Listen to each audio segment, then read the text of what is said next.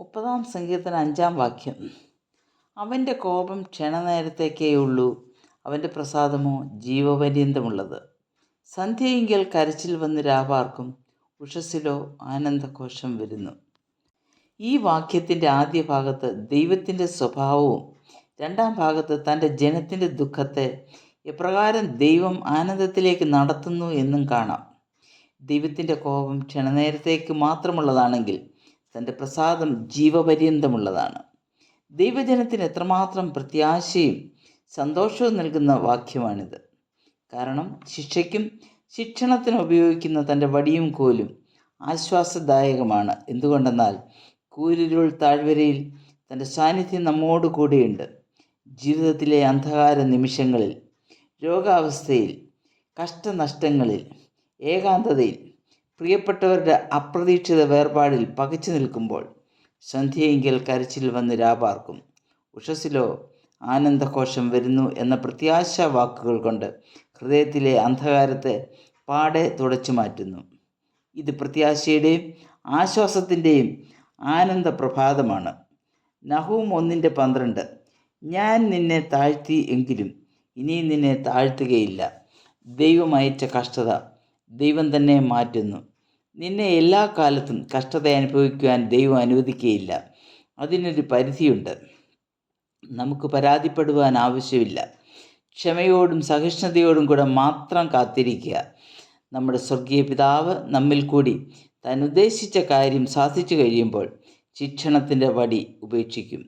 ഈ പരിശോധനയുടെ കാലം ചുരുക്കം ചില നാളുകളിലേക്ക് മാത്രമേ ഉള്ളൂ. അതിൻ്റെ അന്ത്യം ആനന്ദഘോഷമായിരിക്കും.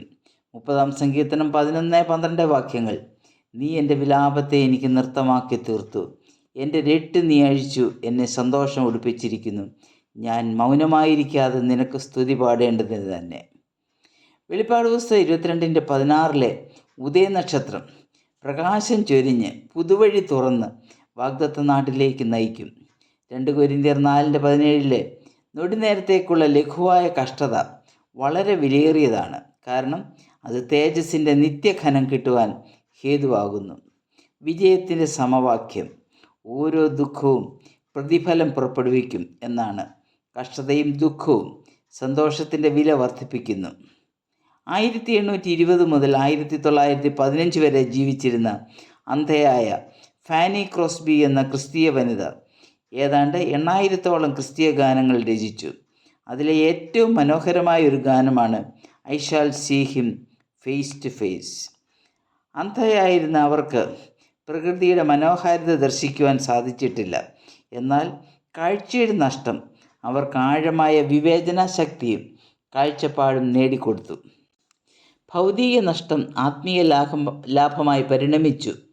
ഭൗതികമായ നഷ്ടം താൽക്കാലികം മാത്രമാണ്, ആത്മീയ ലാഭം നിത്യമാണ്. 2 പത്രോസ് 1:19 ദൈവജനത്തിൽ പ്രത്യാശ നൽകുന്നൊരു വചനമാണ്. നേരം വെളുക്കുകയും നിങ്ങളുടെ ഹൃദയങ്ങളിൽ ഉദയനക്ഷത്രം ഉദിക്കുകയും ചെയ്യുവോളം. ഉദയനക്ഷത്രം ഉദിക്കുമ്പോൾ രാത്രി പ്രഭാതത്തിന് വഴിമാറിക്കൊടുക്കുന്നു. ആ ഉദയനക്ഷത്രം തൻ്റെ ജനത്തിൻ്റെ ഹൃദയത്തിലെ അന്ധകാരത്തെയും അനിശ്ചിതത്വത്തെയും സംശയത്തെയും തുടച്ചു മാറ്റുന്നു. അന്ധകാരപൂരിതമായ ഈ ലോകത്തെ പ്രകാശപൂരിതമാക്കുന്നു. കർത്താവിൻ്റെ വരവിനു വേണ്ടി നോക്കിപ്പാർത്തിരിക്കുന്ന തൻ്റെ ജനത്തിന് ഈ വാഗ്ദത്തങ്ങൾ പ്രത്യാശ നൽകുന്നു. ലൂക്കോസ് 1:79 സഖരിയാവ് പ്രവചനാത്മാവിൽ ആ ദിനം ദർശിക്കുന്നു. ആത്മാവ് നിറഞ്ഞവനായി താൻ പ്രവചിക്കുന്നത്, ആർദ്ര കരുണയാൽ ഉയരത്തിൽ നിന്ന് ഉദയം നമ്മെ സന്ദർശിച്ചിരിക്കുന്നു. അതായത് ഇസ്രായേൽ ജനത കാത്തിരുന്ന മശിഹ ഇതാ നമ്മുടെ മധ്യേ ജന്മമെടുത്തിരിക്കുന്നു. നമ്മിലെ അന്ധകാരം ഉയരത്തിലെ ഉദയം ദൂരീകരിച്ചിരിക്കുന്നു.